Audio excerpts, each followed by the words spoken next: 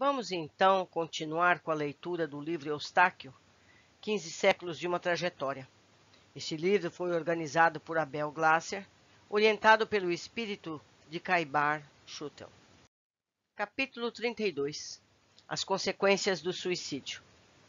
No abismo trevoso dos suicidas, uivos guturais e soturnos são ouvidos a todo instante, enquanto variação entre calor e frio, angustiando os habitantes da região, são frequentes. As entidades não conseguem enxergar absolutamente nenhuma luz e vivenciam uma sensação de queda constante no tempo e no espaço. O ar parece viciado e pútrido. Figuras horrendas e deformadas vagam pela escuridão sem rumo e sem esperança. Subitamente flamejam as mais grotescas chamas de fogo que transformam o covil em uma enorme fornalha, quase sem condições de suportabilidade. Ainda assim permanecem as trevas e o sofrimento é inevitável. Pouco depois, um frio congelante invade o ambiente sem proporcionar um minuto de sossego aos seres que se acomodam em cavernas para tentar um repouso, praticamente impossível nessa região. Infelizes, criaturas esgargalham-se da própria desgraça, encenando um quadro pessimista e lúgubre. Eis a representação mais próxima do choro e do ranger de dentes. Eu faço um parênteses aqui, convido a todos a lerem o livro Memórias de um Suicida, que eu já fiz a leitura e está aqui no canal. Ali temos todo o livro tratando do assunto. Continuando. Nesse ambiente inamistoso encontra-se Eustáquio, dentre suicidas e dementados, vagando sem rumo pelos cantões fétidos da escuridão impiedosa das fossas umbralinas. Regenera-se no convívio obrigatório com seres do mesmo estágio vibratório. Sofre como nunca havia experimentado antes.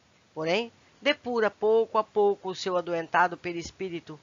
Dia após dia, durante 70 longos anos, o suicida que fora, nobre e famoso, espia erros graves do seu soturno passado. 70 anos ele ficou ali.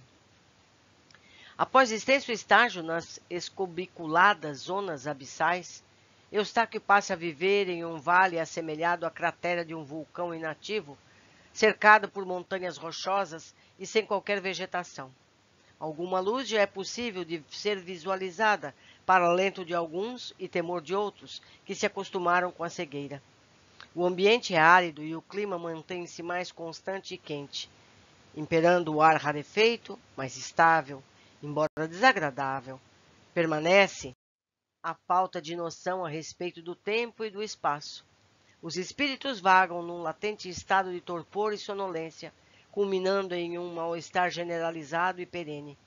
Os suicidas aglomeram-se nessas montanhas sem qualquer organização ou liderança. Não há construções ou projeções mentais que simulem cidades. Em agonia profunda, caminham na espelunca a que foram lançados pelo mau uso do seu livre-arbítrio, levado às últimas consequências. Possuem sensações de fome e sede, tal como se estivessem encarnados, o que lhes agrava o estado de ansiedade e insatisfação. Fisionomia doente, um pouco mais consciente, embora revoltado, Eustáquio inicia uma retrospectiva de seu passado. Ao seu lado, passeiam despreocupados suicidas que se deixaram aprisionar em um invólucro perispiritual deformado e monstruoso, formando um universo dantesco. Seu choro e sua tristeza nessa região constituem parte do cenário, de modo que os lamentos não são ouvidos por nenhuma criatura. Decorrem anos nesse processo, quando surge na consciência a veia ativa do remorso, iluminando de algumas ideias e fragilizando o seu coração. Continua, no entanto, sentindo-se injustiçado, fatigado de remordimento, ainda nutrindo mórbidos pensamentos, sente-se incapaz de alterar a sua precária situação. Avançando em suas reflexões, percebe que já viveu iguais sensações terríveis em seu passado e conclui estar sendo castigado por atos precipitados que tenha praticado. Começa a regenerar-se, porque é através dos pensamentos, meus amigos, através daquilo que sentimos, que a gente consegue ir diluindo essa situação e subindo, entre aspas, na condição espiritual. Eustáquio, decorridas 7 décadas, ou 70 anos, afatigado de seus sofrimentos, refeito em parte de seus inconformismos, eleva por alguns minutos o seu pensamento, aquele que um dia serviu-lhe de exemplo e amparo de sua infância e adolescência em Dijon. Lembra-se da figura amorosa de Jesus, retratado fielmente pelos ensinamentos proveitosos de seu mestre Paul. A prece simples, mas sincera, consegue estabelecer comunicação com o mundo exterior.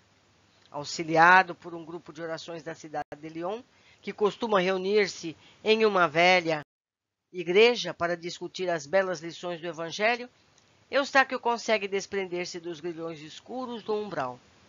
Um caminho de luz invade as trevas do seu coração. Enquanto os encarnados oram a Jesus pelas almas errantes, pelos irmãos sofredores, mentores de cidade espiritual obtêm autorização para resgatar Eustáquio. Ele parte feliz para o posto de socorro de Alvorada Nova.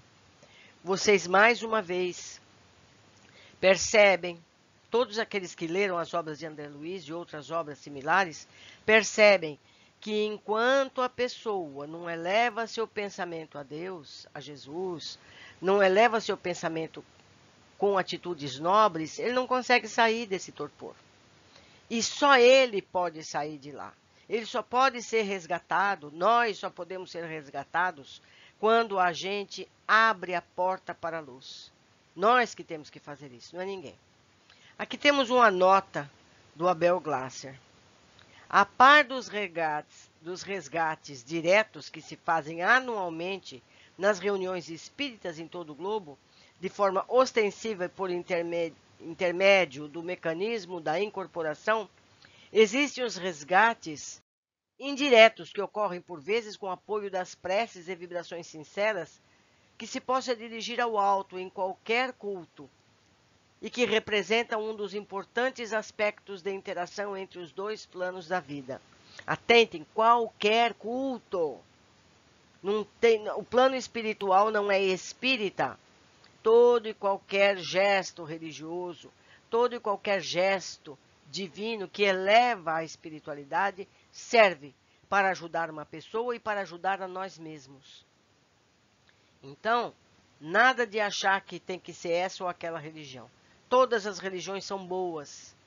Continuando. Num irado ambiente, ele desperta de sono profundo.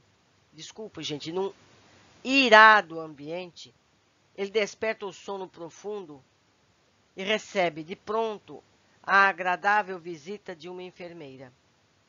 Eustáquio, meu bom amigo, como se sente hoje? Rosana, há quanto tempo não a vejo? Parece-me somente algumas horas. Podemos dizer, sem chances de errar, que alguns séculos se passaram desde o nosso último encontro.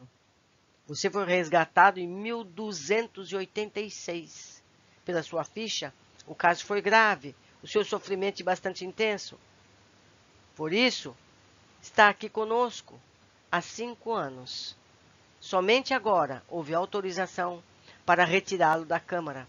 Então, meus amigos, olha só, ele ficou 70 anos lá, no umbral.